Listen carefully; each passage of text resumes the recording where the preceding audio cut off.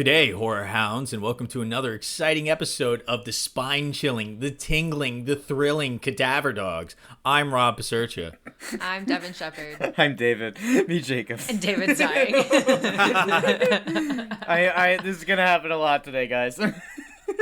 Yeah, by the way, I did mention it. We are the Cadaver Dogs. We are the horror hounds. We are the flesh mongers. We are the flesh-eating slayers of your boredom. We come here to tell you about all the crazy horror movies, and today we are talking about horror legends. I couldn't be more excited for the wire work in this episode. It is so fucking cool, and these movies have no business being as scary as they are. I have to admit, guys, I have had so many nightmares lately from watching horror movies, and it's been decades since this has happened. I'm so tired. What's wrong with me? I gotta tell you, this first movie, the audience isn't gonna believe us. I watched it, I think I've seen it 3 or 4 times now. It's been probably 10, 15 years since the last one. But I remember being 15 or 16 years old with all my high school friends, and we're just like high as AF in his house watching this movie, and one of my friends screamed out loud. Screamed out loud. During the first film? During the first film. Oh my gosh. Well, that's what you have to do. That's what you're supposed to do. They literally tell you, hey, just scream, okay? Yeah, like it was a general surprised yell scream. It was real. It was awesome. To paint the picture, he's 6'5", so he's just this gigantic guy. So what is this movie that your friend was so terrified of? Well, it's not my job to tell you about that. It's Devin Shepard's. But before we get into the nitty-gritty of this fantastic episode, I got to take a page from the director of our first film and tell you, if you don't tweet about us, talk about us, or go home and explain to your grandmother why Cadaver Dogs is the coolest fucking podcast on the airwaves, then you might be getting murdered. By a cadaver dog. Yeah. I guess in order to avoid a lawsuit right now, I'm just going to start us off into the first film. Our first film is William Castle's second Vincent Price feature, The Tingler. Dr. Warren Chapin has devoted his life to the science of fear. With the help of his assistant, he has concocted a theory that a sort of parasite is attached to our spine, and it grows with fear and threatens the life of the host. But there is one way to survive this parasite's deadly grip, and that is to scream. They rightfully call this parasite the Tingler. But how can they prove this to be true? And what happens when you don't scream? What happens to the Tingler? Lucky for them, the local silent theater is run by a man and his deaf-mute wife who cannot scream. They devise a plan. One night, the doctor visits the woman, already a nervous wreck, and prescribes her with a drug. What begins next is a questionable hallucinogen drug trip that frightens her to death. When the doctor performs an autopsy, he finds the Tingler alive in her spine. The Tingler then becomes unleashed. The doctor must find this creature before it kills again. This is William Castle's The Tingler. The Tingler. The Tingler. The Tingler. The Tingler. The Tingler. How much can we make David laugh every time I don't know. It's awesome. The Tingler. There's also a bunch of LSD scenes, which are awesome. There's this part where the woman who's deaf-mute, you think she's on LSD, but she's not. She's not on LSD. Right, that whole scene had me fucked up. I was like, wait, what is actually happening? And it took me a while to figure out the actual plot line. I did get tricked. Was she not on LSD?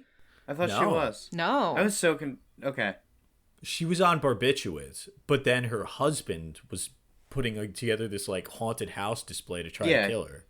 Yeah, honestly, the twists and turns in this movie were so well done. You think it's the doctor's evil and then he's not, and then you think the wife is evil and she's not, or everyone's evil and Wait, he didn't give her the wife's the pretty LSD evil. though? No, it was the husband. The husband murdered her. I thought they both did it. No, he wasn't in on it. That's why he wants to call the cops on him at the end. Okay, that makes a lot more sense now. Yeah, it's like a bait and switch. Like, you're supposed to think Vincent Price is evil, even though what he does to his wife is pretty fucked up. But It is. he's really not. He's like not an evil guy. She's also evil. She actually tries to kill him. Yeah. She unleashes the Tingler. That scene where the deaf mute girl is like getting freaked out made my friend scream. That like when the zombie thing comes out of the bed and sits up, like that's a pretty good jump scare, and the whole scene is just creepy and weird, but it's so corny and campy at the same time. I just love it. I just laughed all the time, and I'm a little on edge. It's one of my favorite horror movie scenes, I think. The best is when you get into the bathroom and they actually just went color. Yeah. Oh, yeah. They just have red blood. That is in the so black and white movie. cool. I just was not expecting it at all. I audibly said, whoa. I think this is what gave Steven Spielberg the idea for Schindler's List.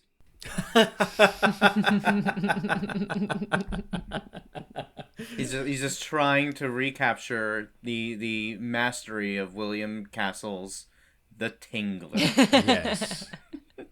Could be. So a little bit of backstory about William Castle, the director of this movie. He was known for these extreme gimmicks of like emergo and like percepto and all these things.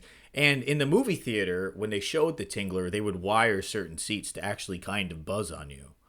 Which while is you're watching it. so frightening. Yeah. Can you imagine the whole entire time you're told, hey, every human being has this tingler inside of you that you cannot see and you do not know about. And it can kill you when you get scared. Yeah. So let's scare the shit out of you and then like make you feel like the tingler is literally in the theater. Obviously in the movie, they have so many scenes that take place in a movie theater. Yeah. The climax of the film. I mean, there's a part during the climax where it literally just goes black. And they just start screaming, "The Tingler is in the theater!" And that's when the seats would go off. And that's when everyone would buzz. Yeah. It's so crazy. I would love to experience that. God, if I took my wife to that, because she screams more than anybody, if her seat started going off, So then she's fine. oh, she would be Yeah, right? flipping out. Flipping out. Yeah, she's never going to get tingled. Oh, dude, there was a spider in the car the other day. When I was on a turnbike, I almost crashed. She just started screaming so loud. I was like, Dad, can you stop? I was like, it's a spider. And I'm like, then kill it. And she's like, I can't. And I'm like, what do you want me to do? And I'm going 90. Like, stop screaming. One of the other things William Castle did was like emergo, which was in Hoss and Hounded Hill. And I guess like there was a ghost on a wire that would like swing through the audience. And like like us, we'll murder you if you don't tweet us. He threatened to do the same thing in Homicidal. That if you told anyone the ending of the movie, then they should kill you or he'll kill you. And there's also a coward's corner. So like if you got too scared at the movie and you had to leave, you could give your voucher back and go to the coward's corner and get your money, a refund. But you got like a pin that said like coward's corner or something, which is just so funny. I love and for Macabre, I love what he did for that one, which was more tame. I think it was his first one. He had ambulances show up outside of the movie theater. He would have nurses like hang out in the theater to make it seem like if you go see this movie, you might die of fright. I wonder where his idea for the Tingler came from. He would hand out insurance certificates, insuring people $1,000 if they died of fright in the theater. Yeah, it's so funny. Fantastic. He's basically like the B movie king. And the way he got his start, if it's to be believed, is that he was going to Broadway shows of Dracula starring Bela Lugosi. And he'd gone so many times, he eventually met Bela Lugosi when he was a little kid. And Bela Lugosi took him on as an assistant on the production. And that's how he got his foot in the door. Oh, wow. And that's just like the coolest, oh, who's your rabbi? Well, my rabbi's Dracula. You're like, oh, shit. And now you make The Tingler, which, again, one of the scariest bug and spine movies I've ever seen. The whole concept is extremely terrifying. It's the whole idea that, I mean, like I said earlier, we all have this inside of us and we can release it at any point. It's not an external fear. It's a fear of ourselves in almost a way. Mm-hmm. I feel like it's almost like Lovecraftian, in From Beyond, when you have to be worried about like growing your pituitary gland or something. In this one, you just have to be worried about being too scared. or this thing will Yeah. phase into existence and it's indestructible. It also moves slow as shit, and you can just put it in a box. And all you have to do is yell at it to get it to chill. I don't know why he thinks it's so dangerous. I agree with the Lovecraftian angle because, I mean, it's like, it's actually not very likely to kill you. I mean, they're like trying to learn more about it, and they have a really hard time getting a tingler that is effective at all. But it's just the fear that you don't know your own body. Like, it's even kind of body horror to a certain extent, that there is something inside of you that you do not even know is there, and it is malicious, and it's also just a giant fucking bug. There's also a conversation that he has with his assistant or something about how when you die, you know, you're not really dead. There's all these other organisms that keep going on after you die, which is kind of a neat idea. I mean, just to have it explained in that way, especially since the ending of this movie is that typical 1950s, oh, scientists shouldn't meddle, blah, blah, blah. You know, oh, the fear of the unknown. What if we lose our humanity to a bug? Science bug, yeah.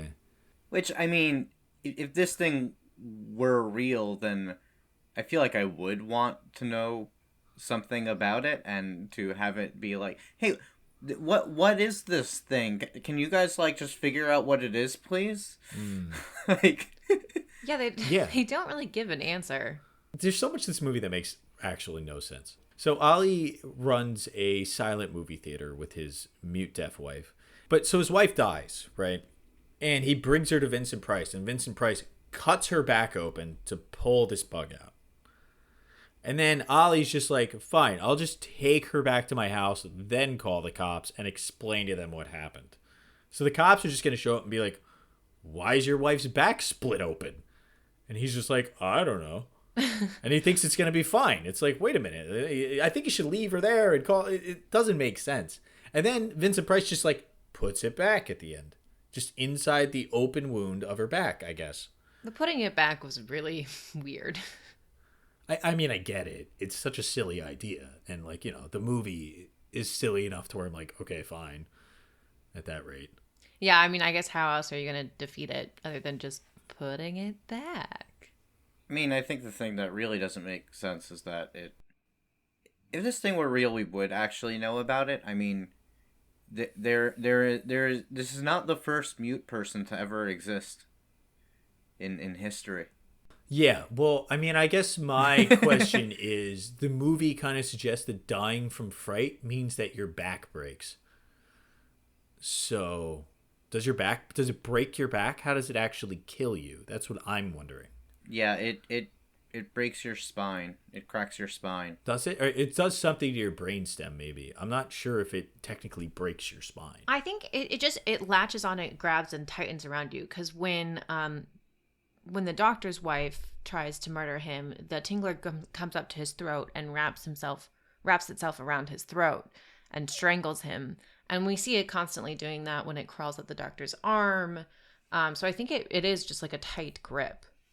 Yeah, it doesn't literally break your spine in two. It like basically crushes it. It cracks it.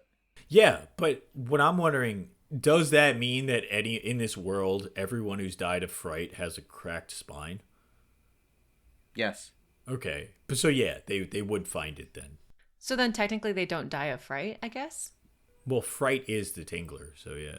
Right. But the tingler cracks the back, and that's what kills them. That's what dying of fright means. It's cracking the back. But I wanted to go back to what David was saying. I don't believe that we would know that this thing exists. And I don't know if in 1959 people would know that this thing exists. I think that there's still so much that we are discovering about ourselves and our body, and especially back then what scientists were discovering. I mean, it really is interesting to see how advanced we've gotten with biology and anatomy, and like to think about, 50 years ago, you know, some people might not have known about, I don't know, I think we had less bones at that point. Like, I don't think they discovered all the bones then. I don't know. I'm not a scientist, but things have changed. Well, I think we've even discovered like new organs since then. There's like Yeah. organs in your skin that like die quickly after you die, and they're hard to find or something. And there's like a giant There's blood in your skin? There's like a giant organ throughout your body that does something that they've only discovered like 5 years ago. Wait, what? Yeah, yeah. I read an article about it in like Scientific America or something once. So I don't know anything more than that, but I remember like new Well, organ now I'm found. curious.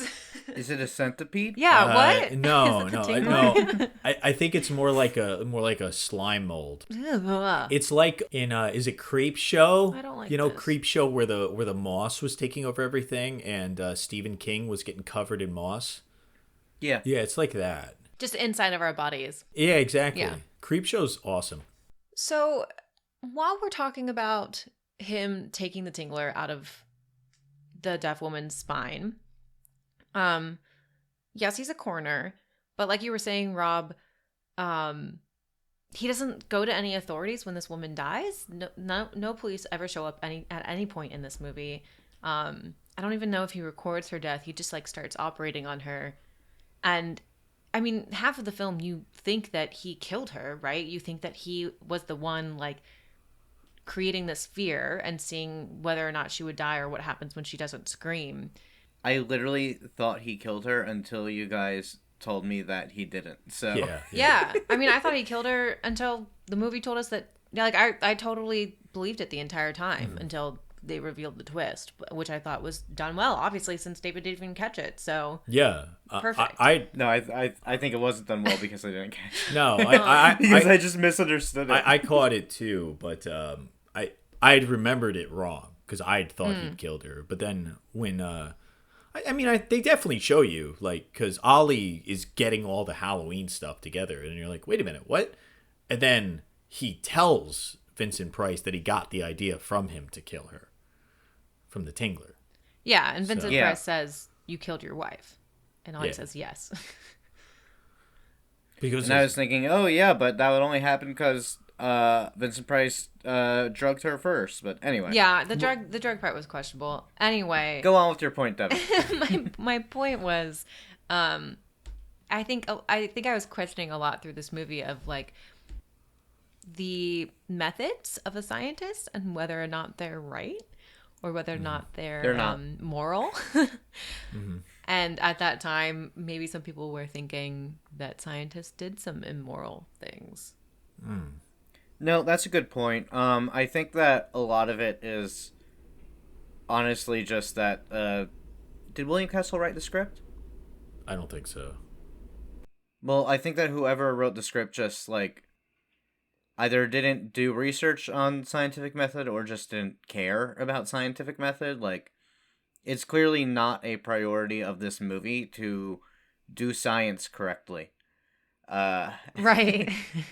That they're not doing science correctly. He also like has a lot of massive leaps in his conclusions. He's just like, there are some cracks in the bones. Oh, what if there's some interdimensional entity that lives on our spine that kills us when we're afraid? But then he's right. What? Wow. Where did you get that from, dude? Yeah, before he even does anything. And yeah, and you're right, David, because then the first thing he does do is test himself. And that's like the worst thing you could do. He's sitting there talking to his recorder like, I feel this way and this way. I'm like, you're not a trustworthy subject right now, my dude. You're literally hallucinating. It's very entertaining, but it is not accurate science Fuck no. in any way whatsoever. And no one watching this movie thinks it is. well, yeah, but it's it's a very short movie and it gets the idea across, I think. But it definitely asks those questions of like what is ethical science and like to what extent do we go too far to learn these truths that maybe we're not ready to learn them, maybe the method through which we're trying to reach them is wrong, because like we're led to think he's going to kill the deaf woman because he's thinking about it and he talks about it like, but he couldn't possibly do it because it's ethically wrong. I think that in an alternate version we would have compared this to Reanimator in that both of them, it's a scientist who the thing he is studying is very strange and difficult to study, that he can't use conventional methods. And that's kind of their excuse for ignoring scientific method and whatnot. But then he stoops to increasingly dangerous and ethically questionable means of obtaining his research, which he thinks is going to better humanity at some point. And a lot of it's kind of like circumstantial, you know. He like takes advantage and like opportunistic is the word I wanted to use, because he's planning on using a cat, you know, which ethically valid in science.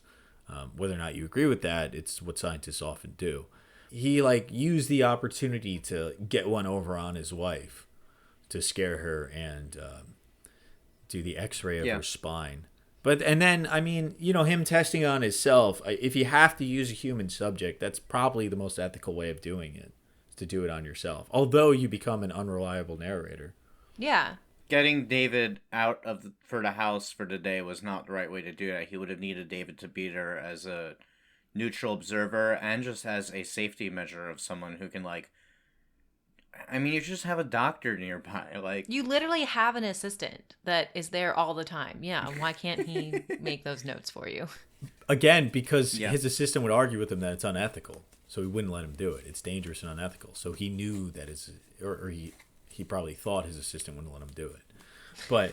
But from what his assistant is saying, it seems like he's pretty hardcore. He's like, we can't stop him. We'll ruin the experiment. And then he wants to stop him and get in the room. Maybe the last thing before we move on, my favorite line in the movie is when his wife comes up to him and she's trying to trick him, so she's being all seductive and whatnot, and she goes, "Let's celebrate finding the Tingler." And I just started laughing hysterically. I'm like, I've waited 29 years for a woman to say that to me. Oh my God, David. Oh my God. Yeah, great line. My favorite is when William Castle is doing his bit in the beginning and he's talking about screaming and he says, "Don't be embarrassed to open your mouth and let it rip with all you've got." Oh my God. Like, did they, like, understand how this was going to be interpreted? Is this only because of our modern lens? Were these innuendos, did they exist back then? No. I don't know. I actually don't even understand that innuendo. Open your mouth and let it rip. I don't. Well, letting it rip isn't usually the thing you do when you're opening your mouth. Yeah. That means something else now. That's our previous episode when we did teeth. Yeah, that's good. Anyway, on that note, thank you, David. Let's take a break right here to hear a word from our sponsor. Okay, pups, I'm excited to move on to our next movie, but first, I'd like to ask you once again to follow us on Instagram and Twitter at CadaverDogsPod. And while you're at it, if you're enjoying the show, the best way to help us grow is by tweeting about us or otherwise sharing us with your friends. Lastly, if you have a podcast or horror-related product you'd like to promote in this space right here, shoot us an email at cadaverdogspodcast@gmail.com. Thanks, pups. Thanks for sticking with us, horror hounds. And speaking of wirework, this next film might have some of the best special effects I've ever seen on cinema, and they still hold up today, even more than I'm like 70 years later. It's like 90 years later. It's Holy been almost crap. 90 years since this movie came out. That blows my mind. 90 years. In 10 years, it's going to be 100 years. This movie's almost 100 years old. The year is 1933. A mysterious man rushes to the hospital. He goes to the nurse and says, help me, I need a doctor, for I've turned invisible." And the nurse replies, "I'm sorry, but the doctor won't be able to see you right now." Wow, David. Wow. Wow. That was awesome. My cousin told me that yesterday. And he said that I could use it. Okay. The year is 1933. In the blinding frost of a snowstorm emerges a mysterious man wrapped in bandages. The innkeepers reluctantly accept the strange visitor as a tenant, to the dismay and gossip of their patrons. Rumored to be a disfigured scientist, the man only wants to be left alone. And when pressed for tedious trivials like rent, he attacks the innkeepers. As the police storm in, demanding answers, he unravels his bandages, revealing what lies beneath. Nothing. This man is Jack Griffin, a scientist who has uncovered the secret of invisibility. Just the right mixture of chemicals, it turns out, but unfortunately, those same chemicals have driven him mad. Now the vengeful specter ponders why anything should stop him from his destiny to rule, and he wages war against society, toppling trains, killing police, and robbing banks, all the while keeping a previous partner prisoner to do his bidding. Is there any way to stop this mastermind of havoc, this invisible man? Starring Claude Rains and directed by James Whale. He really is an evil bastard in this movie, isn't he? Yeah. For half of the movie, my notes were, are we supposed to sympathize with him? Am I supposed to, like, root for him? Like, what am I supposed to be feeling about this guy? He's extremely an asshole. Yeah. But he also has the greatest laugh in cinema history. Oh my god, that voice is fantastic. Well, Mark Hamill's Joker. No, not even close. Not even, like, you can't, it's apples and oranges, but still, like, this is apples and oranges. I don't like pears, by the way. I totally lost my train of thought there. Yeah, it kind of seems like so much of this movie is good, and then it just gets raised to the next level based on Claude Rains' voice and his laugh. He has this maniacal laugh that is so funny and over the top. It's really what it is, yeah. I love the script. I think that the lines are actually, like, incredible, and there are some really fantastic speeches and monologues, and then Claude Rains' delivery of them is just so beautiful. Like, I watch this movie now, and I think, oh, this is what every single 1960s supervillain was based on. This is the prototype of all of those characters. Did Claude Rains go on to be a villain? Was that something that he did? Oh, yeah. Got it. Yeah, I mean, Claude Rains is a fantastic actor. He's been in a lot of movies. He was not a villain in Casablanca, nor was he a villain in The Wolfman.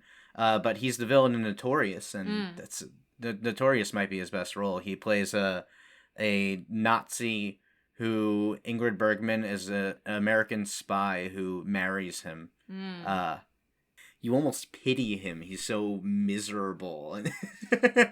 I like how you say that you really like the purity of the script, because it's not realistic at all, and it reads very much like a comic book, but it's very raw, and it's very funny and extremely self-aware, because you know that he's an insane egomaniac and just complete narcissistic psychopathic murderer.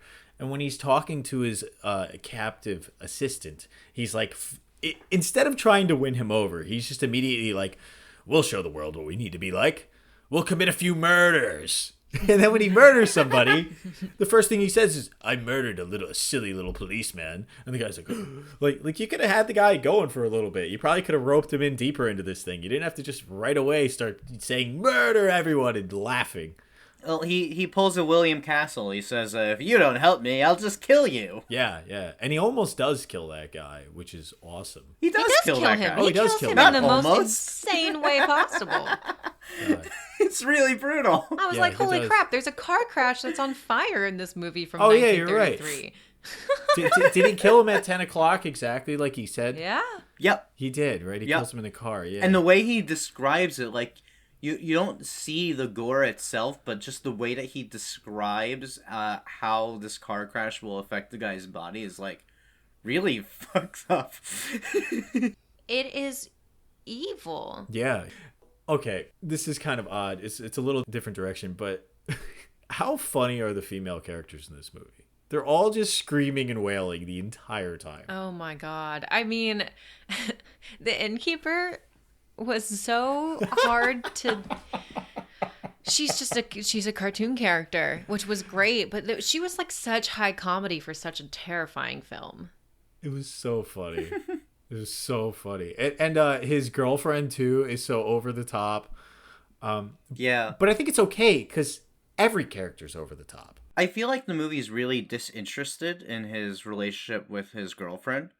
Like she's just kind of there, and he seems to forget that she exists unless she's right in front of him. Yeah, I feel like she's very classical 1930s ingenue. Like, I feel like her performance was exactly what the studio wanted. I feel like her character is exactly what the studio needs. Like, that's just what female characters were. Yeah, but she's very funny. So I don't know if this is a thing or not, or if I'm just thinking of it because I know about James Whale. But does this movie have like a queer metaphor in it? I didn't read that, but if you did, I am curious where. Yeah, I didn't catch it. Well, the fact that he's disinterested in his girlfriend is one thing. The fact that he wants to just be left alone, but people keep prying and trying to find out more about him. Then when he is going mad, he doesn't go to his girlfriend. He goes to his partner and tries to manipulate his partner. Also, just the fact that he's naked when he's killing all of these men. Like, I can never stop thinking about the fact that he's literally just butt naked the entire time. I don't know. I watching it, I got that idea in my head, and then it kept lining up with everything that happened. Yeah. And James Whale was a gay man. He was very open about it, actually. Oh yeah. Yeah. See, that's weird. I don't read any of that into it, but I could see it's kind of like so loosely there you can kind of apply it, and if you wanted to structure an argument around it, it'd be hard to refute because like the pieces you said are pretty loosely in bounds and that kind of thing, like the outsider thing and the I'm invisible to myself, I can't really show my true identity to everyone, and etc. Yeah. But a lot of those elements are added onto the initial story from H.G. Wells, which is the Murderer Invisible, where he did not have a fiance. That was added into the script later by I don't have the scriptwriter's name in front of me right now. I do. R.C. Sheriff. R.C. Sheriff, yes. And I got to tell you, he did a valiant effort on the script. So I think Wells was still alive at the time of this coming out, and he was upset about the way the Island of Dr. Monroe was portrayed. It's just like a horror movie. So this was a little bit closer to the original source material. Now, in the original source material, the Invisible Man was a lot more sympathetic, but he was probably just as evil. But it was more of like a political activist, kind of like taking revenge on the world and trying to change it. And there was a part where he was trying to like spread bubonic plague and stuff. Oh, wow. Which, honestly, the character in the movie, you could see doing that. Yeah, definitely. I still think he's sympathetic. Yeah, but he's insane, too. I mean, it's like he doesn't see her because she's not in front of him because he's lost his mind. He's lost sense of who he is, It's kind of like in Hollow Man when he's like, you won't imagine what you could do when you don't see yourself in the mirror. So this is something that I want to talk about, actually. It's kind of a dead trope at this point, but it was a very common trope. You saw it in a lot of those comic books, especially like all the Spider-Man villains follow this. The accident that made him, or the scientific experiment, or whatever, made him mad. Right. Mm-hmm. And that is the only explanation we're given for his being evil. Is that, it drove him mad also as a side effect. Right. Mm-hmm. What do you guys think of that trope? Do you guys like that trope? Do you have any? Have you just never really considered it? I like it for movies like this a lot, where it's just a quick explanation, and that's not the focus of the movie. I hadn't read the book, but I heard the book was more about his isolation and outcast otherness was what drove him to madness, rather than just I'm putting these liquids on my skin now. I'm a crazy guy, ha ha ha ha ha, and I'm gonna run around. Yeah, in fact, the screenwriter, the script went through several different screenwriters and several rewrites until they finally came to this one. And the one that they landed on, when choosing whether or not to portray the Doctor as mad, he said an insane man will get more people to sit up in a theater than a sane one. And so it seems like the tactic was used to be more of a horror tactic, which is interesting because I think a lot of people on this film, too, didn't necessarily want to be involved with another horror film. They didn't want to be part of a B horror studio film. To me, this trope has always felt like kind of just an easy way to explain the evil without having to actually get into the psychology of it. And you see it a lot in comic books because the trope has died out, so they've had to find other explanations. So Norman Osborn in the early comics just went insane when he turned into Green Goblin. In more recent years, it's, oh no, he's just an evil corporate maniac who is obsessed with power and is super abusive and was always terrible. Dr. Octopus in the original comics, we don't know anything about him before his accident, but it made him go mad. Now, in more recent years, no, he is a narcissist who wants his name to go down in history as the greatest scientist ever, and that's his motivation. Right. And I've always found these to be more interesting than simply saying that people are mad. And the fact that the trope has died makes me assume that most people would probably agree with that and prefer the villain with more depth. And even your description of the Invisible Man in H.G. Wells' original story, that to me sounds more interesting than him simply going mad. For sure. And I'm wondering why they thought that it would be more effective to have less motivation. I would say, I think what the movie says is a little different. I think what they explore is that Griffin's old employer, along with his fiance, who's the daughter of the employer, they go after Griffin and want to cure him, they know that he's a good man, but the rest of the town just wants to kill a man despite whoever he is. And I don't think that it really matters on how this man went insane. I think what matters is the humanity of the person, and really talking about how society views basically insane people at the time. I feel like that was something that maybe they're talking about, not necessarily, I think how you create a villain is reflective of what is seen as evil as that time. And I think the fact that Griffin is not considered a villain and that the cops and society are kind of seen as the villains says a lot. I gotta totally disagree with that reading, because he kills a train full of people, and I'm not saying he's a good guy. I'm just saying it never feels to me like the cops are the villains. It always feels like he's going out of his way to provoke reactions out of the cops. He could have very easily just fucked off. He's invisible. He could do whatever he wants. And he makes that known, but he has to teach society a lesson. He thinks that they're all beneath him, and he has this egomania, this narcissistic disorder where it's his job to teach them a lesson, to show them who's boss. And he's constantly repeating that. Now, as far as the characterization goes, I think you're right that it does present a much shallower character to not go into a more in-depth discussion of the psychology between his madness or his motivations. But it's also, I think it would take away from just kind of the straightforward nature of the piece as a whole. Nothing in the movie is particularly realistic, right? Even the way the cops react, everyone's over the top. It's very spectacle oriented. So I think in this particular piece, it works better than, and had they tried to go into the more in-depth character route, it would have been clashing with the rest of the tone of the movie. No, but they are somewhat realistic in presenting his exact ability set. They make him ridiculously strong for no reason whatsoever, except that it's scarier that way. Yes.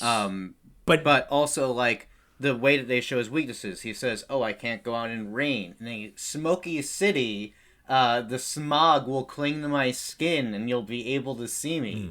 I'm all of this stuff is realistic. It also makes him a lot weaker, and then 2 seconds later he's even the moon's frightened of me. Yeah. Yeah.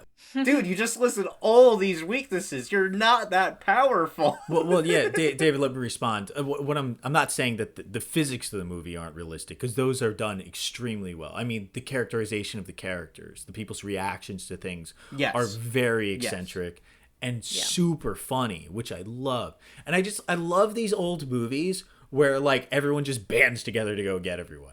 The cops oh, he's upstairs, let's run up there, and 9 guys run up there, and then they just all run down in unison, and then he goes, he's invisible, we'll go get him. And then he runs up and he goes, the guy's laughing and flapping his thing around, and he goes, I don't care if you're invisible, I'll just stand in front of the door. It's that's a great idea.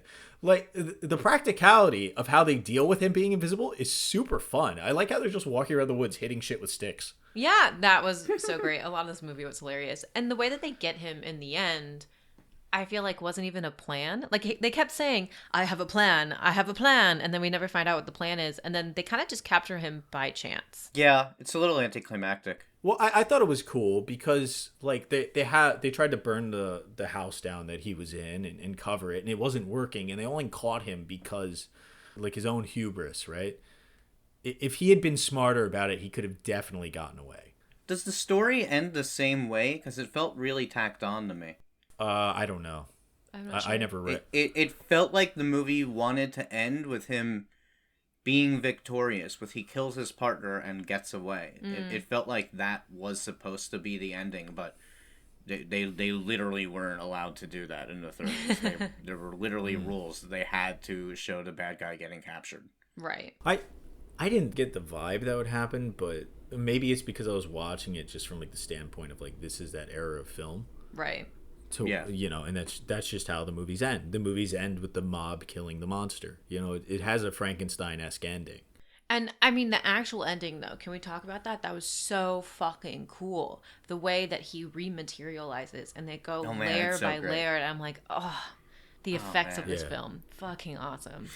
God, the effects are incredible. The effects really do hold up. They do. It's very impressive. So, there's three different methods they used for some of the most interesting effects.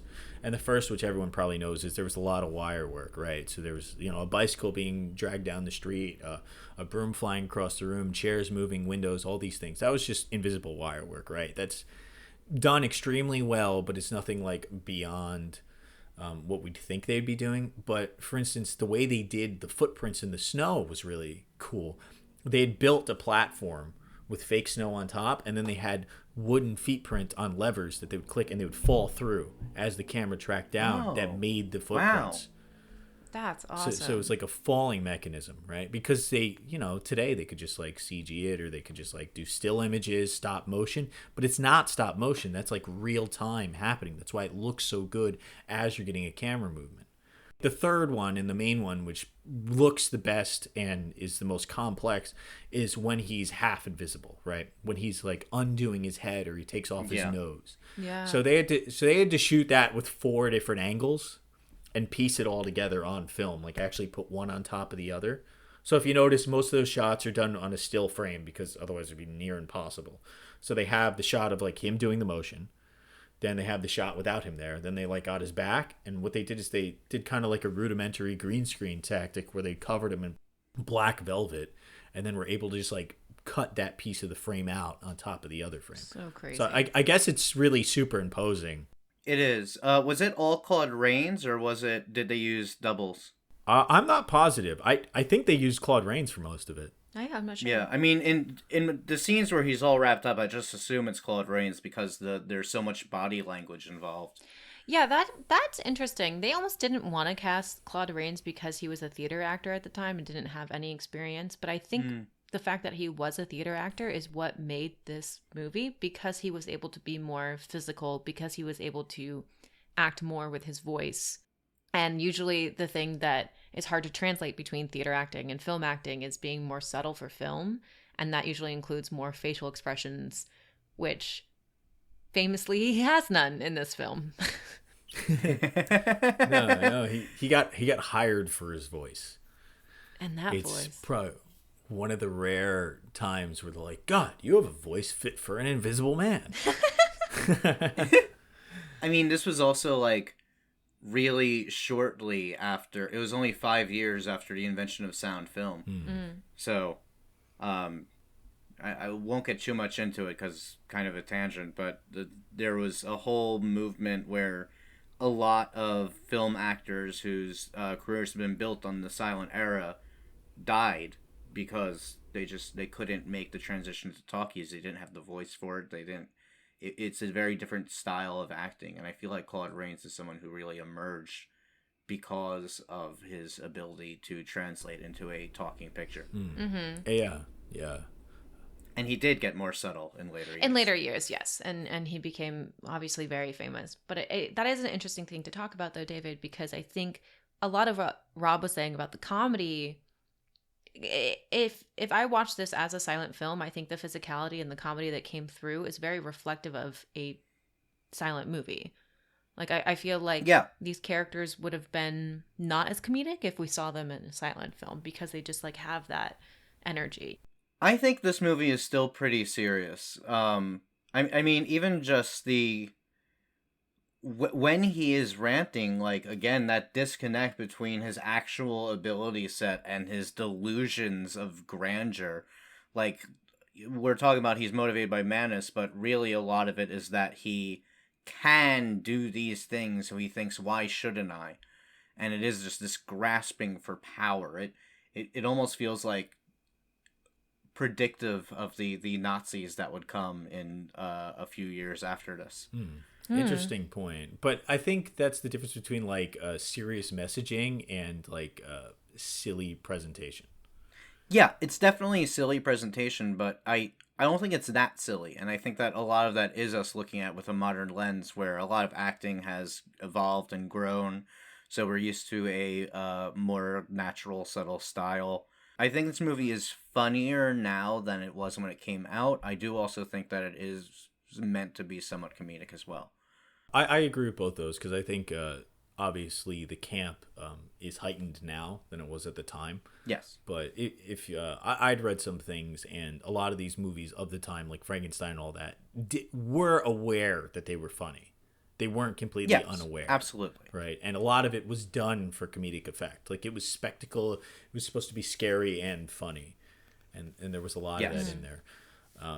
That's why I think something like The Tingler is so interesting, because the scare factor is so much higher than a lot of these other films at the time that have that very campy, evil scientist tropiness going on.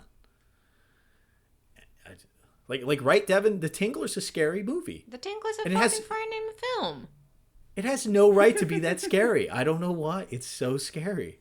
And I think these movies tackle a lot about just a lot of different fears. Like I was saying earlier, The Tingler is more of an innate fear of ourselves, and having ourselves being able to kill ourselves, and something of the unknown. But rather than the greater beyond, it's the greater inner. The Invisible Man just kind of feels, it feels more of that greater beyond, something you can't control, that there's something out there that you can't see physically. And I mean, they say this repeatedly throughout the film, and what I found was a frightening concept that I don't think they went far enough with was he could be literally in any room. And the cops are like, I can't tell you what the plan is because he could be standing next to you. And it became this fear of like not being able to really rise up against something, not being able to have any control against anything. Yeah, in both of them, it's an invisible monster that's just there with you and you don't even know Right. it. Yeah, exactly. And I think that is the fear that both of them play into, is just the unknown. It's both of these movies accept that there are certain things we're just not aware of. Mm-hmm. And I mean, even in the science part of The Invisible Man, excuse me, that was a great burp. Even with the science angle of The Invisible Man, it's just a few chemicals. It's like, that's all it is. It's just, it was not that difficult to make myself invisible. Right. Yeah. Although it probably took him years to figure out. This is coming at, I don't know the exact timeline of it all, but this goes along with Einstein's theory of relativity, and they were starting to get some idea of the quantum mechanics that were just being hinted at, and people were arguing over whether or not it was real. Einstein said, God does not play dice with the universe. Niels Bohr replied, Einstein, stop telling God what to do. The atom bomb was on its way. Yeah. The story, I believe, predates Einstein's relativity theory. The movie is after. And it is playing into this fear of we're entering a new era of scientific advancement, should we? Yeah. Right, and they definitely both play with that, but where they differentiate is I think that The Invisible Man is talking about the ability for this type of power to corrupt, whereas The Tingler is about a fear of what we might find, that what we might find might be very destructive, rather than it affect how we use it. It's more, it could just destroy us if we look too far. Like, if we go too far into the abyss, we might get lost. Whereas The Invisible Man is like, we might lose our humanity if we go too far. I think those are connected, though. They are connected, but I mean, they're different. But it's the same fear going in two different directions. Totally. Yeah, they're definitely connected. When did we first send someone to space?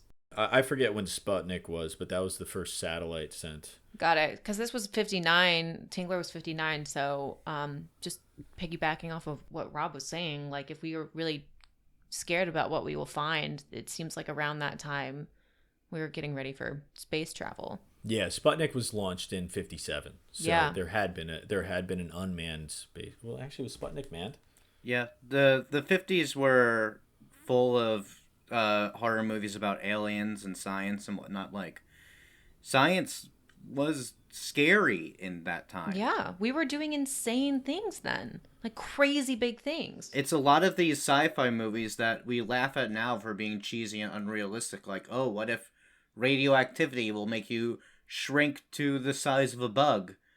And we laugh at that now like that's fucking ridiculous, but back then people really didn't know. They were like, we don't know. We don't know what aliens will look like. We don't know how they can arrive. Can they come anytime? Will they look like us? Will they look like something else?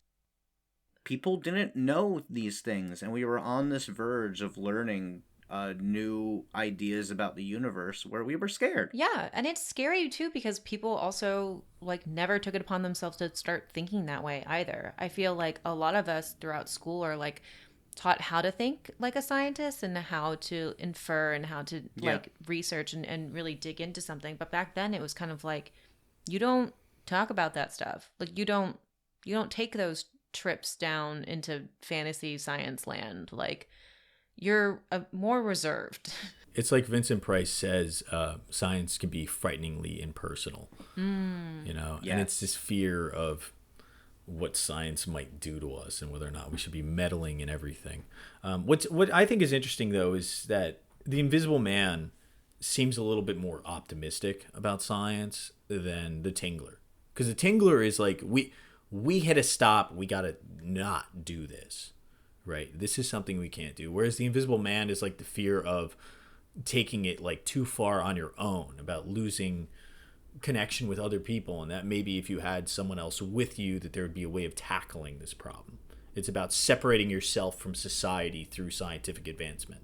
I disagree. I think the Invisible Man is taking the same stance that literally, like, one of the last lines of the movie, the Invisible Man's last line is he says, I meddled in things that man must leave alone. Mm-hmm. But that feels tacked on to me. I feel like the rest of the science is so much more serious in the Invisible Man than it is in the Tingler. Like the Tingler has like this very like layman's view of science where they don't really say anything specific. They're saying like psychosemantic terms and whatnot, and just their science isn't really real. Whereas in the Invisible Man, you know, they get into like the nitty gritty of what, like you were saying, what happens if snow's on him, how his digestible food is there. They ignore the fact though that he would also be blind, technically speaking. He'd be blind if he was invisible.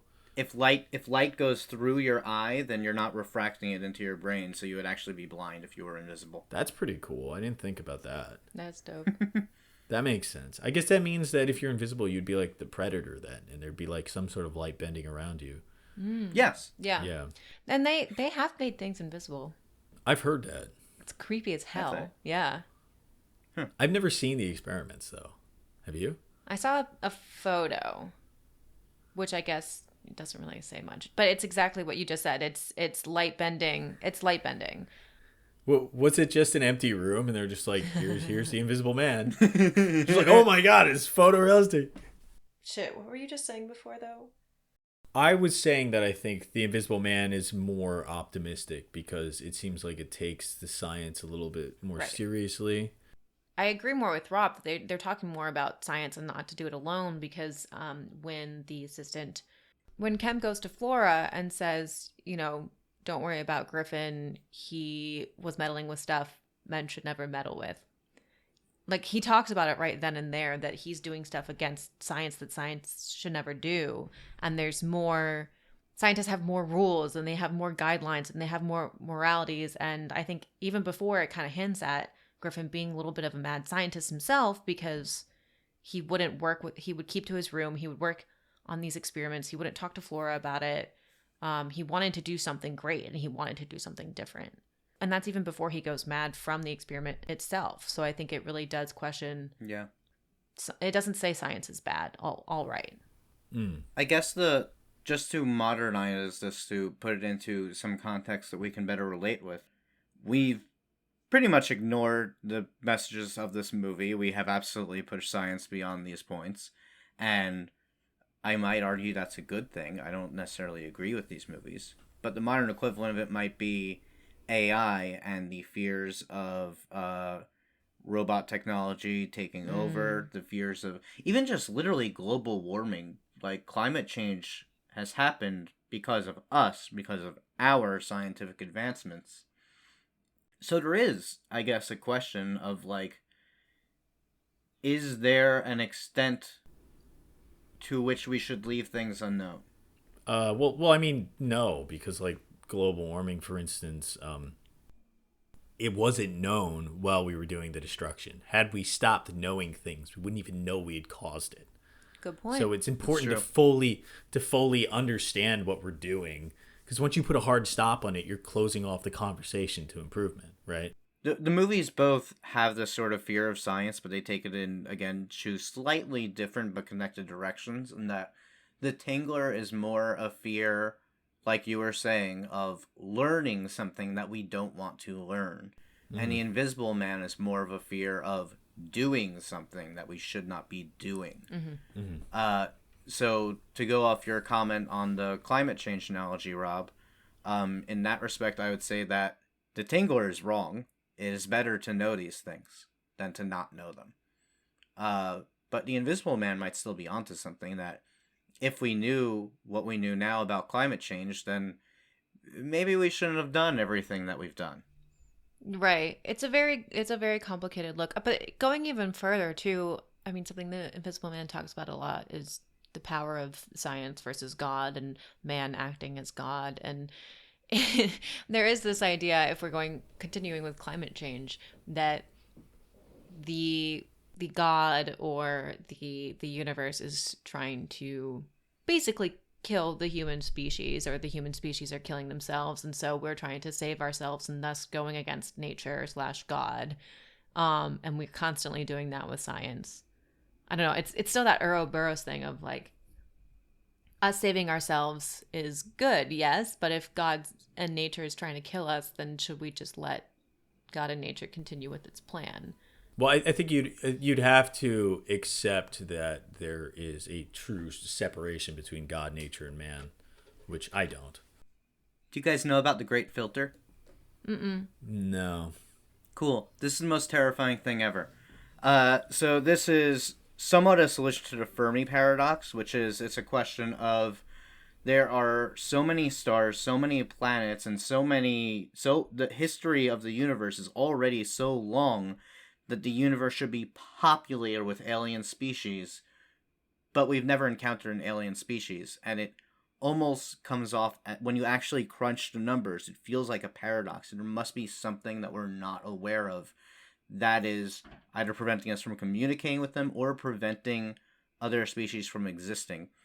And one of the solutions to this is that there is a great filter, or several great filters perhaps, where when a species reaches a certain level of advancement, it tends to destroy itself. Yeah, that's what happens in the video game series Mass Effect. But rather than destroying yourself, a bunch of robotic AI come in and destroy you when you reach a certain scientific advancement. Yeah, it's like that, except much more, not much more internal. It could be climate change, it could be nuclear war, it could be AI, it could be any number of these things working in unison, or different ones destroying different species. But there's a fear that we're reaching that breaking point. Yeah. I've heard that before. I mean, the Fermi paradox has a lot of different answers, one of them being simulation theory, that, it's just the computational power to create other civilized societies is just not there in the program. So that's why we don't see them, because we're in a program that's designed for us. That's a scary idea to me. Yeah. But I mean, this idea of being afraid of learning is just dogmatic and kind of disgusting. I mean, I kind of have to side with one of my new favorite philosophers, John Stuart Mill, who argues that you always have to entertain other opinions to, one, reaffirm your own stance through clarity, or two, allow yourself open to a better suggestion. 100%. Learning is good, and knowing more is better. Yes. So now it's time for my favorite part of the show, and I'm really excited because everyone's been so positive throughout this podcast for our bone review section, where we rate each film on a 1 through 4 bone rating system with half bones in between. Starting us off this week is going to be David B. Jacobs. So, The Tingler has the funniest name ever. I somewhat agree that it can be scary, but I really do think that the fear factor of it is cut in half every time they say The Tingler. I really think that it was a mistake to call this movie that. Like, it's so ridiculous and comedic and funny, and it's so unaware of how stupid it sounds. It's not a perfect movie. It definitely has issues with, like, the exposition dumps and the kind of weird plotting of it. But it's fun. Vincent Price is fucking awesome. And that red blood in the bathtub is just chew fucking good. So I'm going to give it 2.5 bones. The Invisible Man, I actually like a little bit better. I still have issues with it. As I expressed, I'm not a big fan of the this person simply went mad trope. I think that it's kind of campy and just an easy way out. And we haven't even talked about what it says about mental illness, which... but anyway... I do think it's a bit anticlimactic, but Claude Rains is the greatest thing ever. I fucking love Claude Rains, and his performance is so good, and this really does feel like a prototype of all the comic books, which I fucking love. If you guys didn't know, I'm a huge fucking nerd. I grew up on Spider-Man comics. Like, there's an episode of the 1960s Spider-Man cartoon with their own take on the Invisible Man. They call him Dr. Noah Body. And there's a part of that episode where Spider-Man figures out what's going on. It's like, Dr. Noah Body. Dr. Nobody. I get it. That was my boyfriend's name in elementary school. Oh my god. My fake boyfriend. He was invisible. Yes. No, he was real. He was just invisible. Your invisible boyfriend. Anyway, I love The Invisible Man. It's one of the better Universal horror movies. I'm giving it 2.5 bones as well. Awesome. For me, The Tingler, I mean, a lot of the same thoughts. It's such a fun movie. Vincent Price is fucking awesome. I love William Castle. The whole drama and, like, the exterior storyline is fun and exciting, and, like, yeah, it gets to be too much at certain times, but there's just so much going on in this movie. Like we talked about, it makes for a really interesting script. The horror was just good, and I just liked it. I just liked it so much. It was so much fun. So I'm giving that one 3 bones. Great film. The Invisible Man, I did have issues with the script. I know you both liked it, but I think it did show a lot of struggling from adapting to a talking film versus reading cards. I liked the adaptation. I think they did a good job from what I remember from The Invisible Man, to create something unique and yet honestly true to the storyline. Did a good job adapting it to film. Gloria Stewart, fucking awesome woman. I love her so much. Go look up more of what she did, because she really changed Hollywood an insane amount. And Really? and she worked for like literally 100 years. I went to like her 100-year or like 90-year celebration of film. And also, for people that don't know, she played the old lady in Titanic. I was just gonna say that. Yeah. Oh, that's why the name sounded familiar. Yeah, she's fucking dope. Claude Rains, great performance. Totally agree. The effects were so fucking insane. Like, I'm still just like, they are so cool. So, like, despite all of the issues that they had with from moving from silent to talkie, I'm gonna give it 2.5 bones. Wow. Okay. I really like both these movies a lot, and I'm glad you guys like the movies too.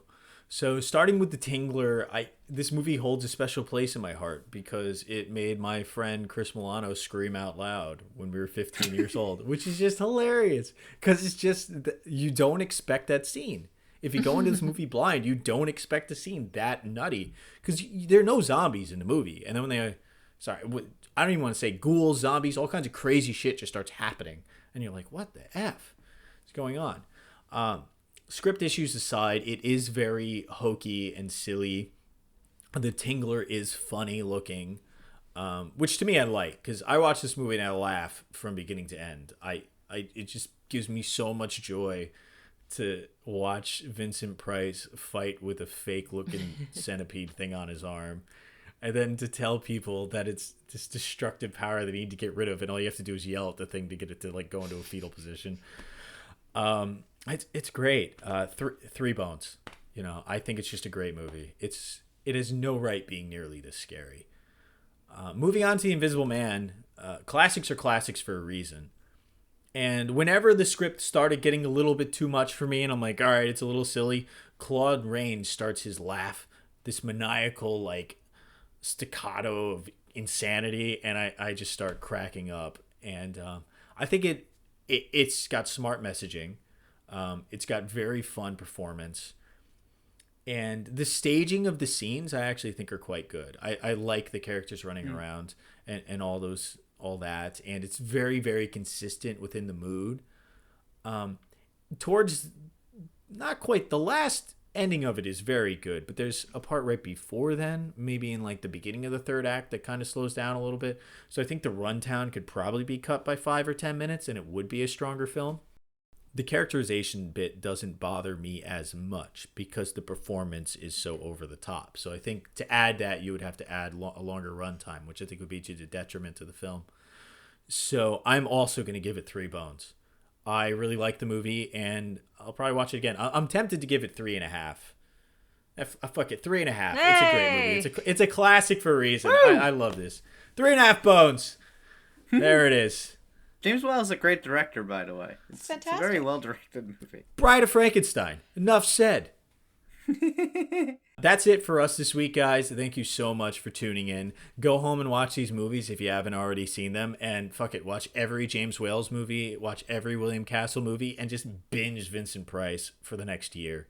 Well, I'm Rob Basercha, and this is Cadaver Dogs signing out. All right, you fools, you've brought it on yourselves. You want to know who I am? I'll show you!